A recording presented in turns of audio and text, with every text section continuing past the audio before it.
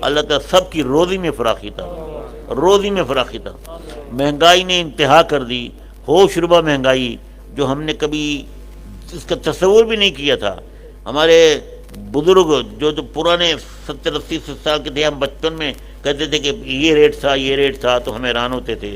میرے دوستو آج ہم 4-5 سال پہلے کے جو ریٹ تھا آپ بتائیں تو لوگ حیران ہوں گے کہ بھئی یہ 4-5 سال پہلے یہ ریٹ تھا، اب یہ ریٹ ہے۔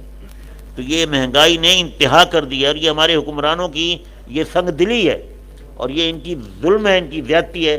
اگر یہ اپنا سارا سرمایہ، اپنے ڈالر جو انہوں نے سوئس بینکوں میں رکھے ہوئے ہیں، یقین جانیں اگر یہ زرداری، یہ شریف برادران، یہ چودھری برادران، دیگر جو لوگ ہیں، یہ اگر اپنا سرمایہ صرف وہاں سے سوئٹزرلینڈ سے پاکستان لے آئے، میں نہیں کہتا ملک کو دے دیں، ملک کو تقسیم نہیں، صرف اپنے بینکوں میں جمع کر دیں تو ملک بحال ہو جائے گا۔ لیکن ان کو یہ بھی غیرت نہیں ہے کہ اس ملک کے لیے یہ کام کر لیں، یعنی انہیں اپنے ملک پہ اعتبار ہی نہیں ہے۔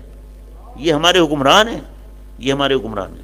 تو میرے دوستو جن کا سرمایہ وہاں ہے اور وہ یہاں نہیں لا رہے تو وہ ملک کے بدترین دشمن ہیں۔ اس وقت ملک بالکل دیوالیہ ہونے کے قریب ہے، اور دیوالیہ ہے حقیقت، ہم اعلان نہ کریں اور بات ہے۔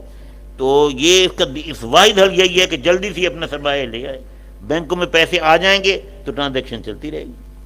اللہ تعالیٰ ہمارے حال پر رحم فرمائے، ہمیں اچھے حکمران عطا فرمائے، غریبوں کے ہمدرد حکمران عطا فرمائے، غریبوں کے دکھ درد بانٹنے والے حکمران عطا فرمائے، اور غریبوں کے لیے بہتر کام کرنے والے حکمران عطا فرمائے، اس ملک سے غربت کو دفع کرنے والے حکمران عطا فرمائے۔ اللہ تعالیٰ آپ سب کو اپنی ایمان میں رکھے، بیماروں کو صحت عطا فرمائے، سب بیماروں کو صحت عطا فرمائے، ہماری